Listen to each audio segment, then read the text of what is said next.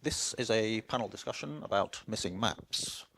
Missing Maps is an organisation I helped to set up in the first place, actually, while I was on the board of Humanitarian OpenStreetMap Team. So quite a long time ago. So I've been regretfully less involved in humanitarian mapping for quite a while now. So I'm looking forward to getting a bit of an update on how things are going with it all myself as well. So it should be an interesting discussion. I am going to hopefully involve the audience in asking questions as well. So put your thinking caps on, any questions you have for these good people.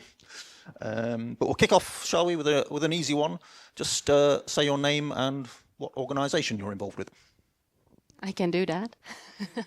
So my name is Jorike Vinke, and I'm working for Médecins Sans Frontières, MSF, or in English, Doctors Without Borders. It's an international humanitarian organization working on giving medical aid to people who need it, basically, all over the world. Give it a ball. Hi everyone, I'm Paul Knight. I work at the British Red Cross as a data, culture and community manager, and support the Missing Maps project since 2015. And I've been privileged to support a number of different Red Crosses that British Red Cross have worked with and partnered with over the years. Thank you. My name is Sam Colchester. I work for Humanitarian OpenStreetMap Team, or HOT, as the lead of the disaster response program there. Hi everyone, my name is Sophia Chin and I work for the Canadian Red Cross as the community mapping lead, which includes activities within Missing Maps initiative. Brilliant, thank you. So, sorry, yeah, I'll move around a bit. I'll come over this side. That's better, isn't it? So we've got Jorike, Paul, Sam, and Sophia. Sorry. Did I say your name right, Chris? I always wonder how to say Jorike.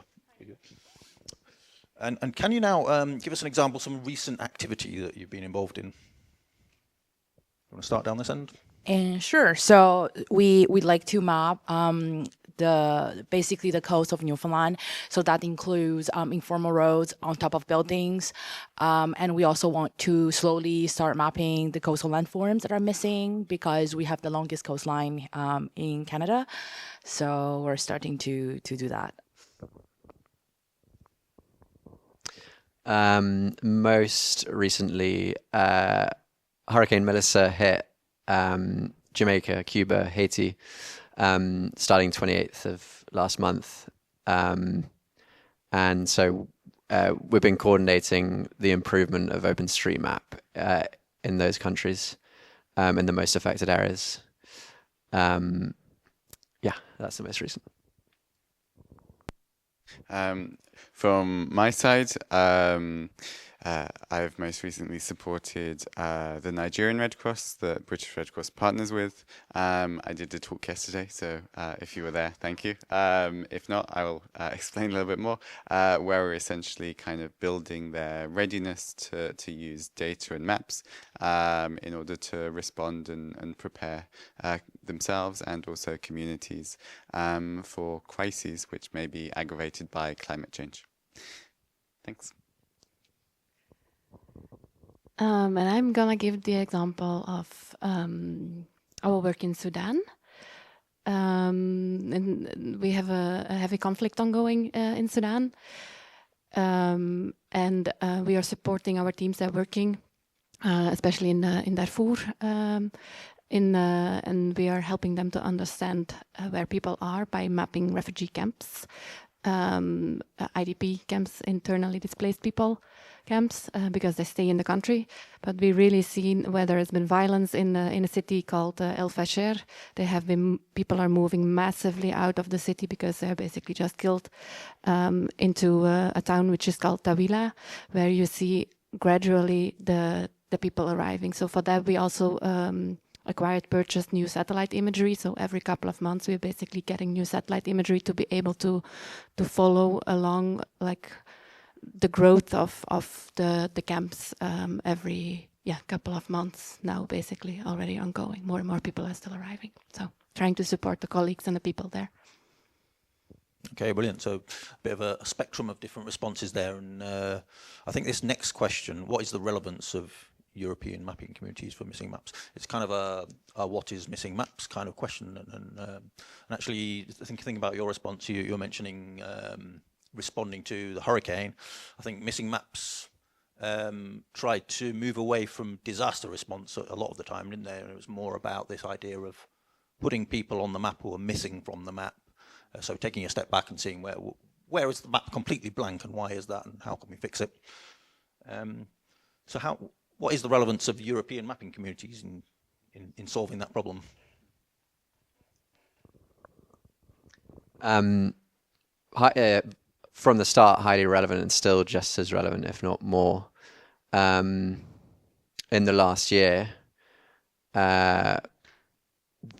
there was a major flood event in Valencia. And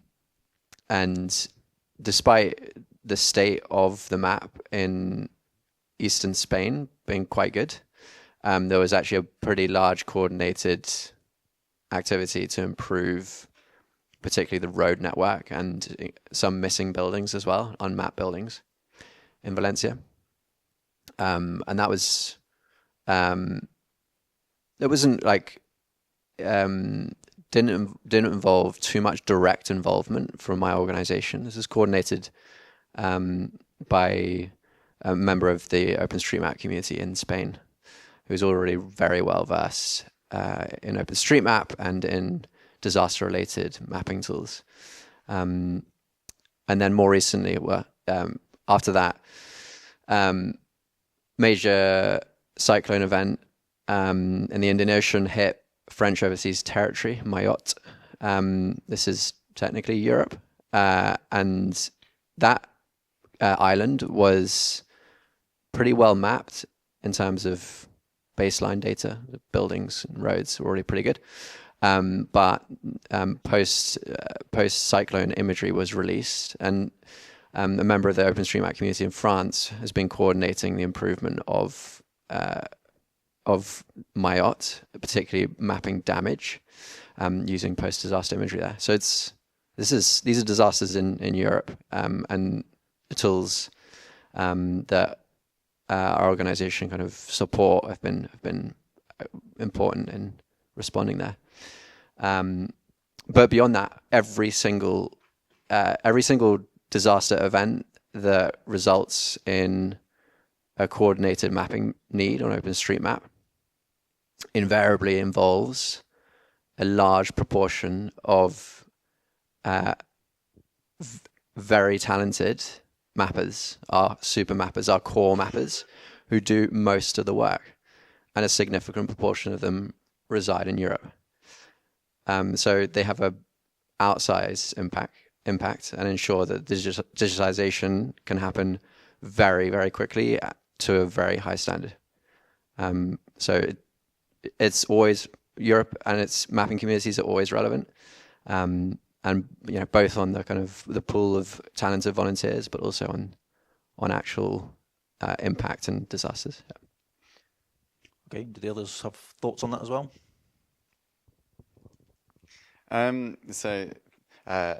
Sam has said very well around the impact of the European OSM community with disaster response, as well as also kind of preemptive mapping.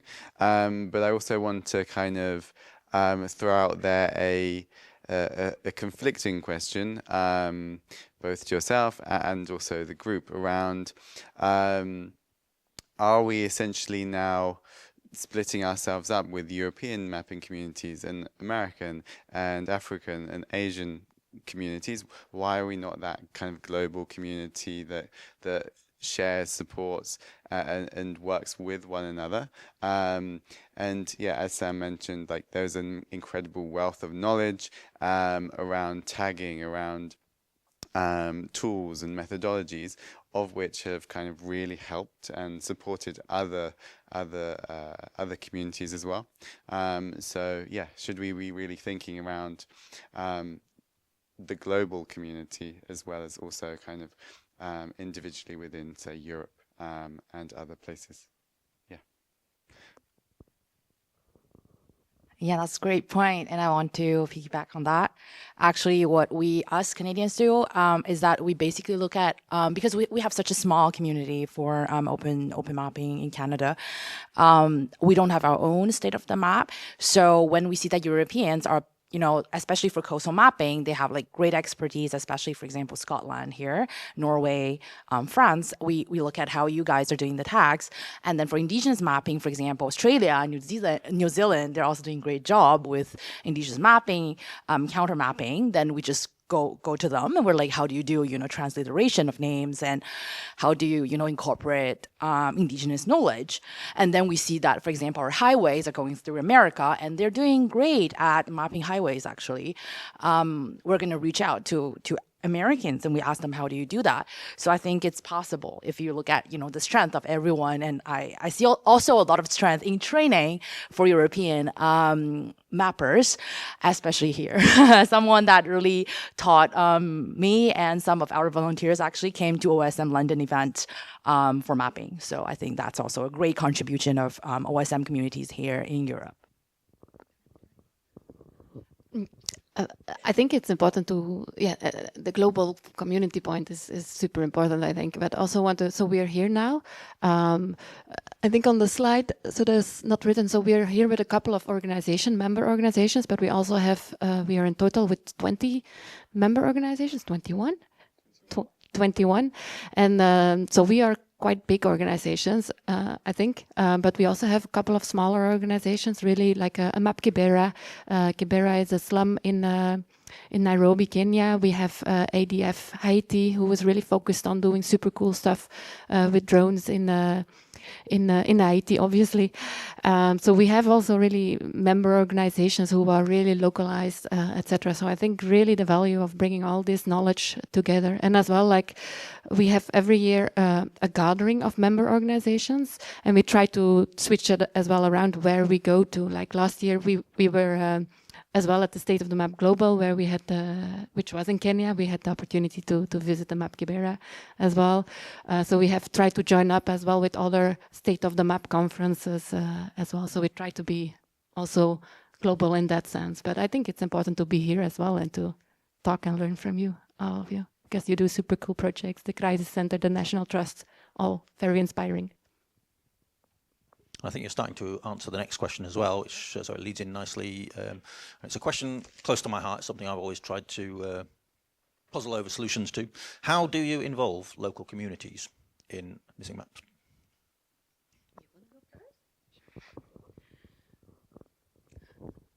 So here at the Canadian Red Cross, we map for and with communities all the time. So there's two kinds of communities, I would say. So there's communities of other workers who work with communities directly, and then there's directly the community. So let's say we start with other CRC teams that directly work with the communities. So we do try to understand, so how are these field workers feel like, how do they observe the community, because they are the people who are actually going to do data collection. So I also go to the communities and do data collection, but not all the time. So basically, if we can train other teams members to understanding better geospatial data collection and trying to understand how to basically do interviews, semi-structured or unstructured interviews with local people to extract, I should not use that word, I'm sorry, to get the most out of, oh my God, get the most out of basically local communities, and also that, that data collection, we really want to make sure that we're be able to represent the world through the eyes of the communities, right? So we want to have the most accurate representation when we're doing mapping. So that's the reason why we really want to understand the community's perspective. So that's the work with field workers, with communities. And then if I get to work with the communities by myself, then how do we involve them is really trying to understand what are the core definitions, how they differ by community. For example, how does data stewardship looks like for you? So for every communities, they would see data or what kind of data they want to be, send out to the world, be very different. So one community would be like, okay, that's okay that we show like fishing data, and the other communities may be like, no.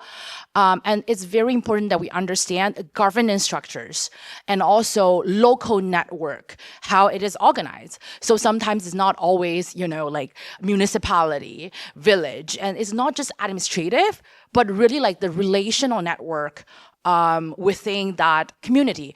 And we really want to respect how they do things, how they basically, what are the steps they take. So who is talking to whom, and who has authority or less power within that community. So when we understand that, then we're going to be able to be like, we want the most like powerful people to talk, but also the less powerful people anyway. So just making sure that everyone within the community has a space to talk.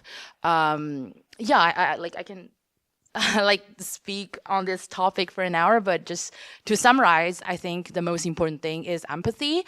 So on the previous panel, that's what I mentioned, is trying to see things from their perspective, is just opening dialogue, giving them space, and really try to basically connect and ensure there's democracy in how we represent the community they're living in with them is really important. Thank you. Yeah, I noticed in the previous panel that you mentioned you've never actually done the thing of remote mapping. So I was quite impressed by that. So you're always engaged in local style mapping. Sam. Involvement of local communities. I guess I'll point to a recent example, which is just wrapped up in a way. The Myanmar earthquake struck near the start of this year, and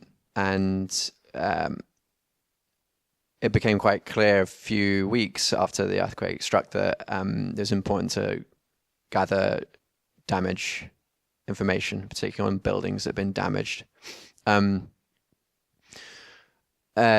couple of organizations, including Maxar, Vanta it's now called, and Planet, released post-earthquake imagery. It's not easy to spot damage when you're looking at 50 centimeter imagery, even like 90 centimeter imagery. There's very grainy. And so we involved the Myanmar OpenStreetMap community in this damage mapping process. So MyOSM is the name of the community. And this involved giving members of that community who were very involved in the mapping process stipends. So they were paid. And it was critical to have those local people who knew architecture in Myanmar and the things to look out for to get them involved. They could say that's clearly a stupa. That's clearly a pagoda when they're looking at grainy satellite imagery. They could say, we know that this imagery was, so we've got the imagery capture date. They know, okay, this is the season. This is what we expect to see for the vegetation this time of year and how it changes. And we saw many examples where the damage mapping they were doing, because of the local knowledge that they have, they were spotting instances of mislabeled damage from official sources, which didn't include local knowledge. So, for example, they would look at a pagoda and know that typically pagodas are covered in gold leaf. So you can see shiny gold leaf pagoda from satellite imagery before disaster. And then they would see a post-disaster image and it changed to a kind of brick red color. That's because the pagodas collapse. There's no longer shiny sides to that pagoda. Those kind of insights that they shared, that they used to help them detect damage, there's just absolutely no way that I could have picked out something like that. And so it's completely essential. Yeah. From my point of view, it's really about kind of empowering the communities that we work with and kind of bringing them on that journey. In Nigeria, for example, like the local communities were fully involved with the field mapping before we had even done anything or gone to the communities. They were there to kind of inform and change surveys and questions which we were going to ask of buildings which we were going to go around and survey. And then when we're in the communities, whilst others were doing other activities, we had a select group of those community members join us, walking around the community and identifying any kind of capacities and vulnerabilities that they had in those points of interest, whilst also giving that kind of narrative report as well. And that's important because it really helps define and identify what that local community faces and the challenges and opportunities that they have. But it's also important that after the community mapping has taken place, that we produce those first maps, but have different groups of people that are representative of that entire community to then feed back and validate, is this correct? Have we included everything on that map, and so yeah, it's a whole kind of journey and process where communities are continually involved, continually consulted. They ultimately live there and own this map. So how do they want it to be represented? And it also kind of introduces the idea of kind of how we ultimately shift power that we have away from organizations to the communities themselves. So it is more locally led, more equitable. And I think it's always important that we challenge ourselves in the processes and the methodologies that we use, so that the local communities are the ones leading and driving the change, versus kind of us maybe kind of imposing things, but really have that dialogue and being that facilitator, an enabler of change in the future. So yeah. What can I add? Let me. So how do we try to work with communities? I can suggest something that you could have. I think you were involved in mapping Lubumbashi, weren't you? Now, I always remember the name Lubumbashi because there's something which I call the Lubumbashi workflow, and it's a really great way of getting local people involved in a low-tech kind of way. So if you're in these very low-tech settings where, you know, the concept of opening a laptop and going to the OpenStreetMap.org website is just from another world, it's not going to happen. The Lubumbashi workflow, maybe you can explain it. We used field papers there, didn't we? And how did it work? Yes, I will explain. I'm going to give you another example of that internet connection. I was 3 weeks ago in Chad, in N'Djamena, the capital of Chad. We were doing a training for our colleagues there, for 11 of our colleagues, GIS mapping, OpenStreetMap. Everybody loved that. But I wanted to give them the data, the OpenStreetMap data, for them to use in QGIS, right? So where do you get that? GeoFabric, right? So I basically was prepared. We were prepared. Okay, we try to download first the data on our computer, and then we get that on a USB key to all the participants. So first of all, already I was not that smart because I should have downloaded it, of course, here in Europe, which I didn't do. So I failed in doing that. But I managed in the hotel where we were. The internet connection was pretty okay at night. So at night, overnight, I was able to download it. But then the next day we figured out that it was not possible to get that data on the USB keys because the computers are fully locked, blah, blah, blah. And so then ultimately we had help of the IT person, our IT colleague there. And then it basically took us half a day to get that data set of for about 300 megabyte from one computer to the other and then to all the participants. So we lost basically half a day to get started with the data of their own country, right? So these are the challenges indeed, yes. The Lubumbashi workflow. The Lubumbashi is a city in Democratic Republic of Congo, where there was some sort of first use case for missing maps. There was a mapathon, an event for remote mapping in Berlin a couple of months before, I would say, together with Shoaib, some of you might know it from the Berlin mapping community. They hold a remote mapathon for mapping some parts of the city. And basically what happened after, I printed whole of the city, which was mapped remotely on field papers, and like a lot of field papers. My whole bag was full of field papers, and I basically took a whole bag of field papers. Where we then went around with, we explained to students of the local university and how to use and note these field papers, all the knowledge, the names, the places. And then we tried to edit that onto OpenStreetMap as well. We did the most of the editing afterwards as well in the UK at that stage, because we were not prepared for this. It was the first use case as well, right? We didn't know what was going to happen really, but the map in Lubumbashi looks still really nice now, with a lot of street names, with a lot of it was really base work, and I think the students there were also really happy to learn and to go around and etc.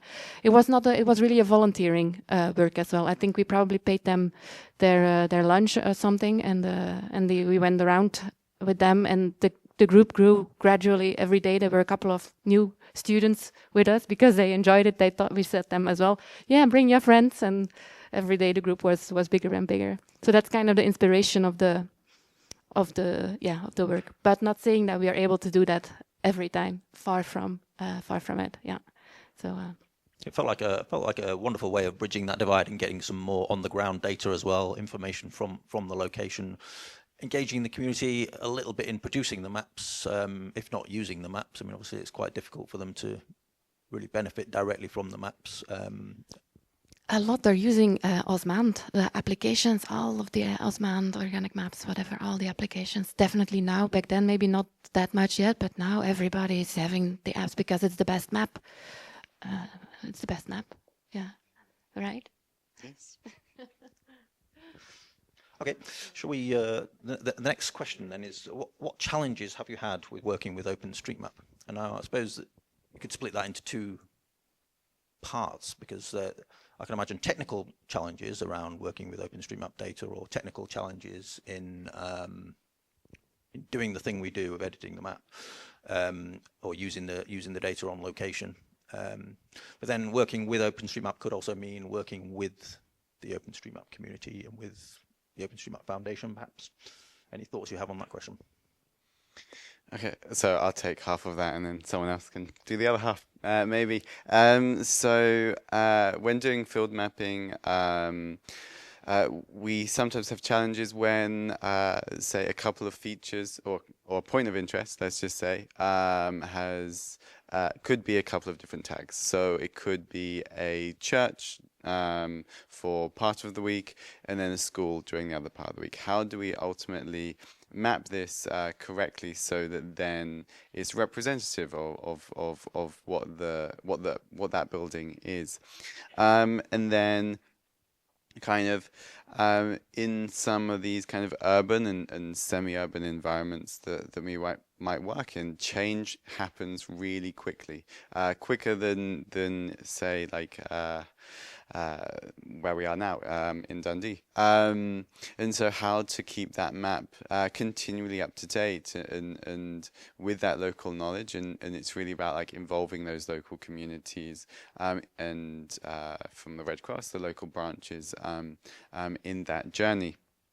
But I would say that those are a couple of challenges that I've faced previously, and worked with others to kind of solve. And it's only really as a community of different organizations or people who've had similar challenges that those are ultimately solved. I'll hand over to someone else. So for us, I think the most difficult part is that OSM does not really capture or does not have all the tools to capture the reality of a lot of things in Canada. So for example, I'd say there's, I don't know if there's, so the person before me in my position, I think she contributed in adding indigenous typologies as tags, possible potential tags into the system. And then we would also have a lot of spaces, you know, just like lakes or rivers that are seasonal. So during summer, it's actually a lake or a river, but in winter, it's going to become a road. So people would be able to, you know, cross that space by car. But then again, it depends on the day, right? So with climate change, maybe it's not going to work. So they're going to use boat, they're going to use dog sled. So yeah, so we don't really have these tools in OpenStreetMap in, you know, in terms of flexibility and mixed usage, and also in terms of verticality. OSM is pretty bad. So we have a lot of underground infrastructure. And then we would have, you know, different levels that go one on top of the other. So there's also temporal data, for example, tidal related information. So there's a lot of basically contextual, or I would call them sidecar data sets that are always difficult to kind of add into OSM. Otherwise, what I think would be great is to officialize a little bit how we build the wikis in OSM, because some places have very, very precise and detailed wiki, which is great. Other places, they probably have very implicit rules, right? So some of our corporate employees would be, you know, mapping some places close to their home, and then they get like bombarded with other mappers criticizing, like, why are you doing this? Didn't you know that we have rules XYZ? And then the person's like, okay, but it's not written in the wiki. And then she's like, oh, it's so standard and basic that we don't need to write it in the wiki. You should know. It would be really nice if, you know, everybody just writes everything and in the wiki. Yeah. I wanna continue on that. I struggle sometimes with all the different communication channels. Like, where is everything? There's so many locations that you should be aware of following, and to know what is happening, what information can you find where, and sometimes also there's 3 different wiki pages about the same topic, which is then the truth, right? So these type of things is sometimes it takes time to learn about that. But then even I've been around for quite some time, and I'm not only involved in the humanitarian mapping. So I think I kind of know a bit, but still I'm feeling like I'm missing parts of information, and parts of information that are actually very important. And then I start digging on the community forum a bit, and then I find, okay, maybe there has been said something about that somewhere there, and I click 3 further links, and then I find the information back. So sometimes it's really struggling to keep up with important things. So yeah.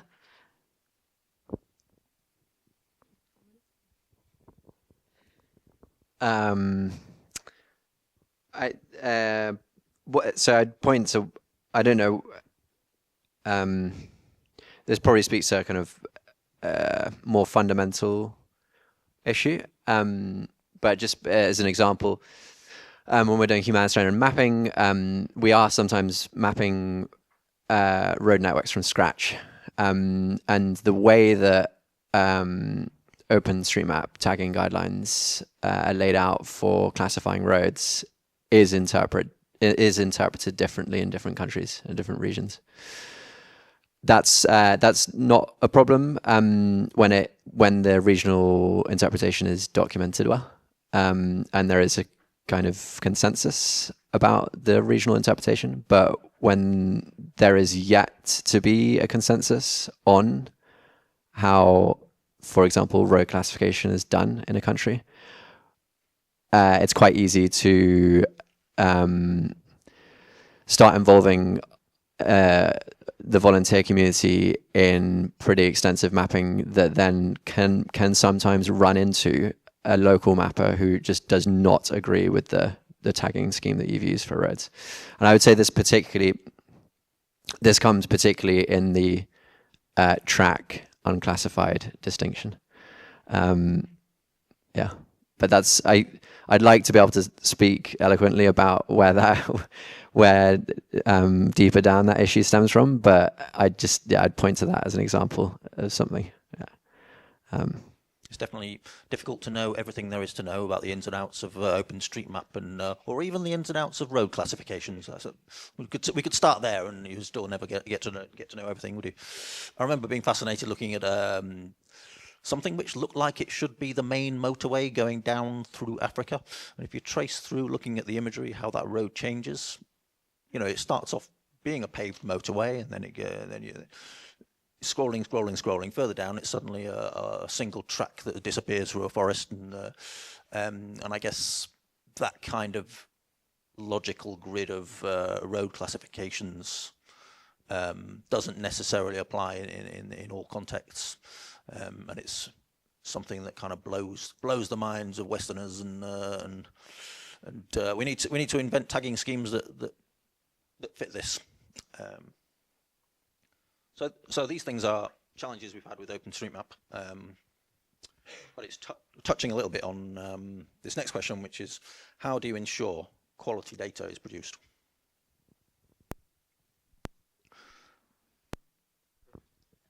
This is a big question for all members of the Missing Maps project that involved a large community of volunteers in their data needs. One way about this that's become more viable in the last couple of years is to ensure that there are tools which are very, very easy to make meaningful contributions through. MapSwipe is an example of this. So you can have learned how to make a meaningful contribution to MapSwipe by following the in-app tutorial within 3 to 4 minutes.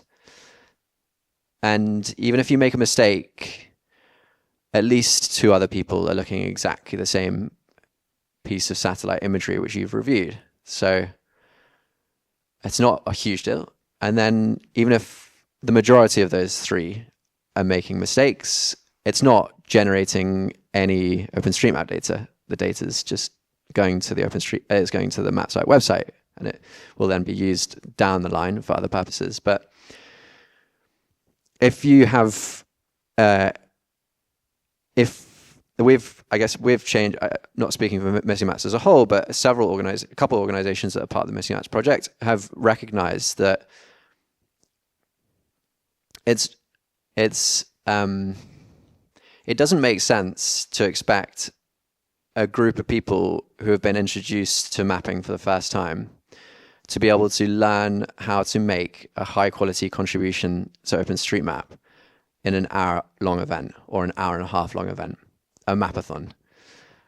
If that event is 3 hours, maybe, yeah, if the training's good, and if the training is an hour or an hour and a half, and then you have the rest of the time, an hour and a half, of people mapping and making mistakes, maybe, but at least you've got people in the room to look over their shoulder and correct them. But a lot of the time, people will set up mapathons or expect mapping events just to take an hour. And we kind of have a solution for that now, which is they should definitely use MapSwipe in that kind of instance, because people are not going to walk away from an hour-long event if they've just been taught how to map for the first time and be making high quality contributions. So ensuring that there are tools around there for people that are really just getting started for the first time is absolutely essential. And I guess, yeah, MapSwipe is key there. We've got MSF to thank for that because they funded its development back in 2016. And Eureka's telling me it's really a shared project, and it is now a shared project, which means that several organizations are supporting it, and it is therefore we are assured that it's going to continue existing and improving for a long time. Yeah. I'll throw it open to other questions in a minute, by the way, but yeah, tell us your thoughts on quality data. Yeah, so I'll take the kind of more field mapping kind of quality aspect here. And it really is about bringing that local community on the journey who may have or may not have interacted with OpenStreetMap before or really understand or understood its value. It's around kind of working with them to identify that they're ultimately the stewards of their map, their community that they live and work in. And by doing that, you can see that they get, if you do community mapping with these communities who have never used OpenStreetMap before, or may not have ever been on any map before, that as these edits are made and as local detail is added, there is excitement. And I recall some feedback from a colleague in Nigeria who was saying that like they did some remote mapping, and then they also did field mapping, and there was some excited younger people within that community who were like, look, like I now exist on a map somewhere, that they're known, that they can that they're known and recognized in the wider sense of the word, as they're now a map on the world, whereas previously it was just a track that went through a forest, and yeah, it was quite exciting to see that journey where previously they were like, what is OpenStreetMap, to now being really excited and wanting to show that all their friends, etc. So yeah, on the quality side, going back to that point, yeah, having people really excited means that they're more likely to do great edits and quality edits, following the guidelines that are and the data models that are on OSM, because they will actively read and they will actively engage. So yeah.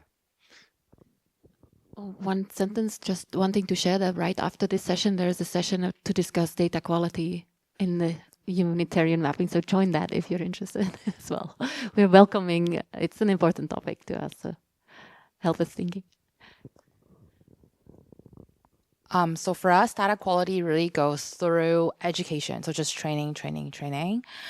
So we are training a lot of people who are on philanthropy teams. So even when they're working with their corporate partners to do mapathons, and we also train corporate facilitators, we really put emphasis. We do emphasize data quality a lot, and we kind of explain the concept of fitness to use, right? Fitness to use, fitness for the purpose. Why we're creating that data is extremely important, and try to basically give people scenarios where, you know, people will be using this data, and think about, is the quality you're doing good enough, and what may be the impacts or consequences if in these specific scenarios of data usage, people are using this. Do you think that the quality you're contributing would be good enough for this? So really just engaging people into mentally imagining themselves in these situations. Would they be happy with the data they have? And if they say no, then, well, I was like, if you yourself, you're not liking it, then it's not good enough. So that's what we do. Right, shall we throw it open to questions from the audience? We've got 2 microphones, so I'm going to send you running up. Any questions? Put your hands up.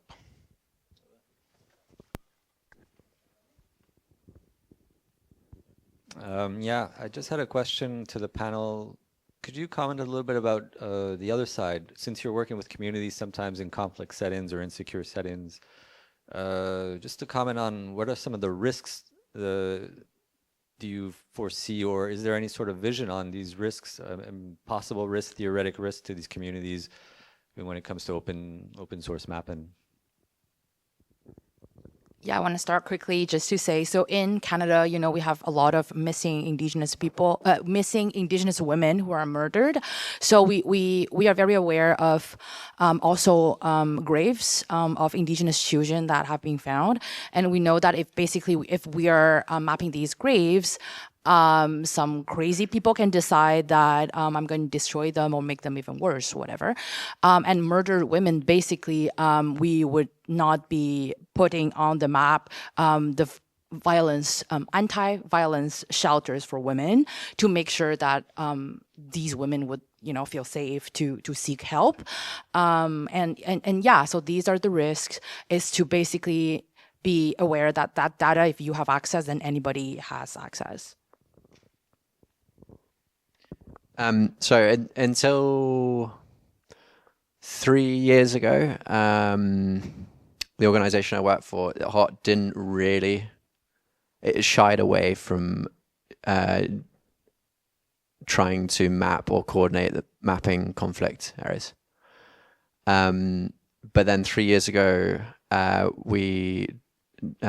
my colleagues developed effectively a way of assessing risk in conflict areas to work out if, on balance, the benefits of ensuring OpenStreetMap was higher quality in that area outweigh the potential risks. Like getting a sense of the benefits is maybe more straightforward, because you can speak to organizations that say they're going to use the data once it's produced for X purposes. Working out the risks is difficult, right? That's really tricky. But because we've had an approach to assess risks, we then went ahead and started mapping. In the last couple of years, conventionally we started mapping, involving our dedicated volunteer community in mapping Gaza. It was mapped actually quite well about 15 years ago, but was very outdated, certainly outdated. And so we involved our volunteer community in digitizing.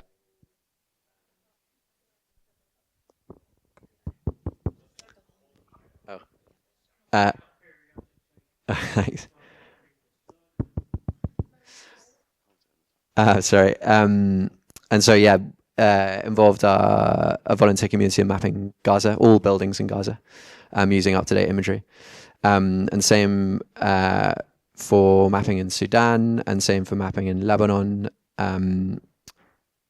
But some countries where there's conflict, we've decided not to. And I mean, one, for example, Ukraine, is because the Ukrainian OpenStreetMap community has explicitly said, do not map OpenStreetMap while the conflict is ongoing. So we're respecting that. But there are other instances where there has been ongoing conflict, and we've, on balance, decided that the risks outweigh any potential benefit of updating OpenStreetMap in the region. Yeah.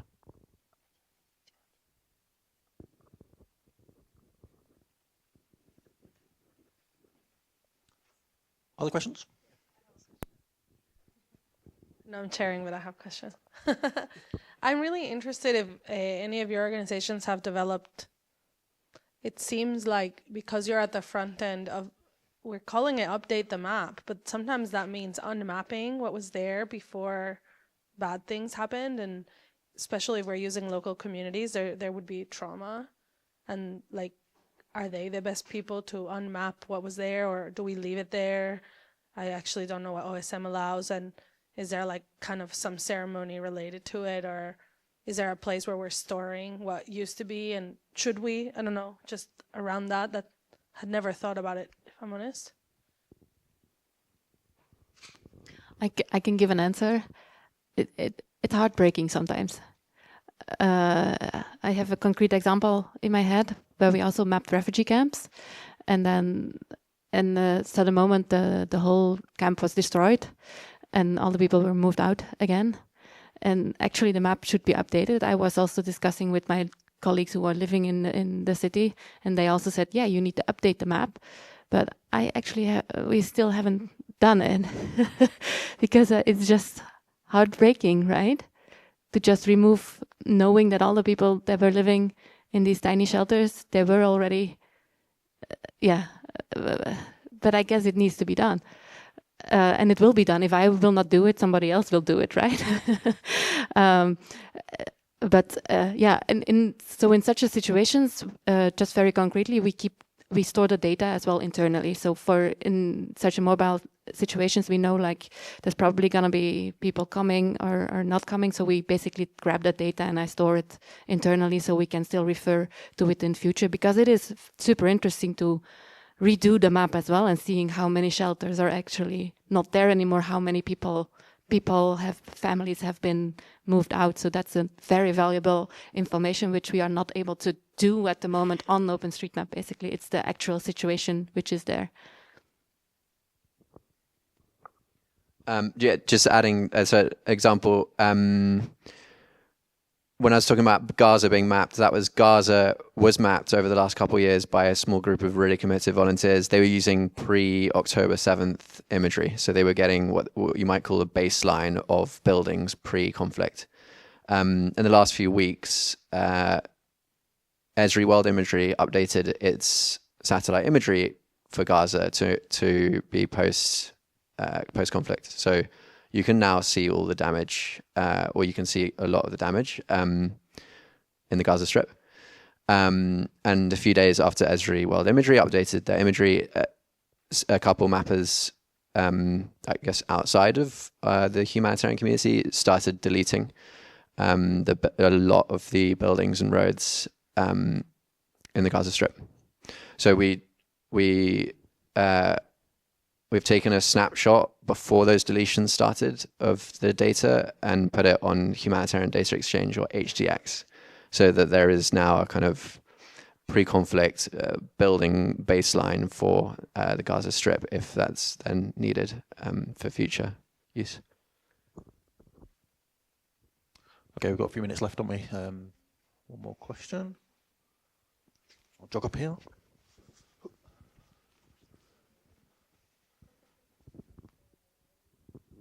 Thank you. Just wanted to add to that last point. There's also a project, OpenStreetMap, which I believe uses sort of OpenStreetMap data. I haven't used it a lot. I don't know much about it myself, but I'd imagine sometimes it could be useful if you wanted to map, know that a place is remembered, to kind of add it to OpenStreetMap. Yeah, that's a good point. On a technical level as well, of course, all the data that goes into OpenStreetMap kind of stays in OpenStreetMap. So you would have a way of getting any data back that is deleted anyway. For example, you could get an old planet dump. Next question, over there.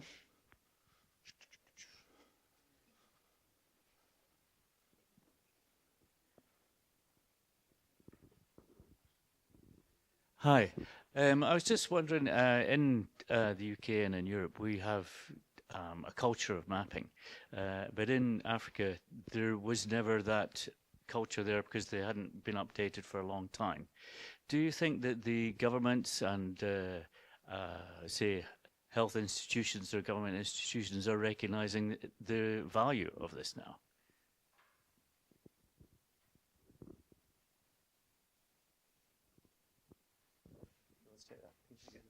I think what Eureka said earlier, that I can't necessarily speak to government institutions, health institutions, but it's often the best data, OpenStreetMap. So the people in Nairobi using Osmond, or they're using organic maps because it is the best platform. They're not necessarily using Google Maps.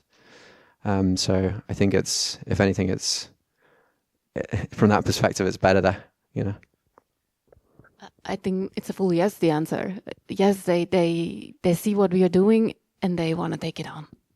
They try to do often themselves things, or it's a lot about being unaware about what is all existing and having the tools, etc. But it's not that hard to understand, right? Because everybody makes maps in a certain sense. So it's not that they don't have a culture of map making. They might make maps in different ways as well. So they have mental maps, they have hand-drawn maps, it's a representation of the world. And it's the way that we are making the maps, it's a tool that they can absolutely use, and they love it. I've been working with some, with some governmental institutions, with people working in health facilities, etc. It's they absolutely, yeah, it's not hard to. I think to go back to the map of Lubumbashi, there was also like a guy basically who posted then only afterwards. I saw it on social media, like this is the first map since the colonizers have left. I'm able to contribute now to my country. That was for me super nice to read. Like amazing, they take it on and they will take it further, and that's what you want, right? Yeah.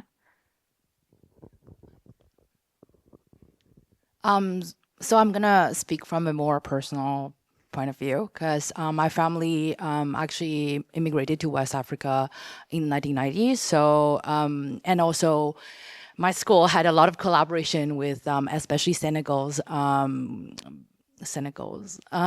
government or para public institution, and we did realize how geographic information system has been like a major that's really interesting and that's been growing like in universities in West Africa.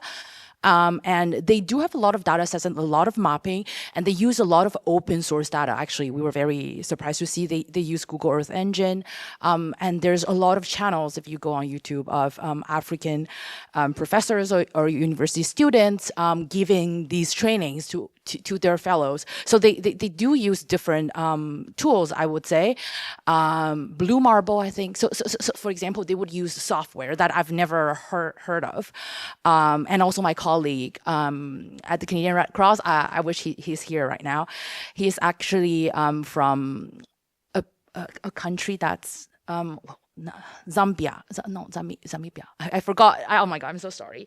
It's an African country north of South Africa. Anyways, and he was talking about like all the softwares. I'm so sorry. Oh my God. But he was talking about all like a list of basically software that they're using. And he was saying that their mapping is much more applied. He would be like, what do you learn at university? And, you know, in Canada, and I was like, it's very European. My university is very British. And they all have these theoretical classes about, you know, concepts about mapping. And he's like, my university will learn about, you know, exactly what kind of work, what kind of project, your infrastructure project. He would be like, my country is building like all these roads and, you know, infrastructure projects. How do we map specifically for that? So he becomes very proficient in rapidly map very complex maps. And I was just very surprised because he was like, I map like 15 hours a day when I was at school. I was like, what? Yeah, so I think they do have a tradition, but it's very different. Oh, and also the purposes is very different. So in Senegal, they map a lot for agriculture, for example. So because of the way that, you know, African countries are also urbanizing very quickly. So the reason why they map, whereas, you know, here in Western countries, we're looking at, you know, post-industrial cities and the mapping of post-industrial urban areas, they actually just started industrialization. So the processes, the urban processes are very different. So how they map, you know, and what they map are very different.